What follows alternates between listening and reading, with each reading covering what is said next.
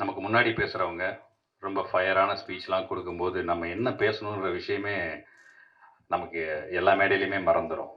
So அதனால் நான் யாரையாவது பேர் சொல்ல மறந்துட்டேன்னா அவங்க அட்வான்ஸாக என்னை மன்னிச்சிடுங்க. ஸோ அந்த மன்னிப்பை நான் முதல்ல கேட்டுக்கிறேன். கண்டிப்பாக சில பேரை நான் சொல்கிறதுக்கு மறந்துடுவேன்னு நினைக்கிறேன். நேர அதை கண்டிப்பாக பாருங்கள், மன்னிச்சு வந்துட்டார் எங்கள் கேமராமேன். அவர் பேரை கண்டிப்பாக நான் மறந்துருப்பேன், இப்போ ஞாபகப்படுத்திட்டார். நல்ல வேலை.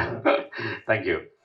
ஸோ சில பேருக்கு நம்ம ஒரு படத்துக்கு வந்து நன்றி சொல்லுவோம் அப்படின்னு சொன்னால், என்னை பொறுத்த வரைக்கும் இந்த படத்துக்கு நான் முதல்ல நன்றி சொல்லணும்னு நான் நினைக்கிறது பவானி என்டர்டெயின்மெண்ட் ராஜேஷ்குமார் சாருக்கு.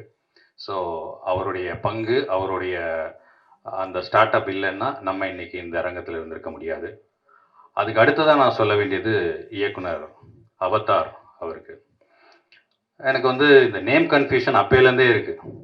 சார் அவதார் டைரக்டர் உங்களை கூப்பிட்டு படம் பண்ணுன்றாரு. நான் அப்பா ஜேம்ஸ் கேமரூனா அந்த ஆளுக்கனில் நம்ம எப்படா பட்டோம்.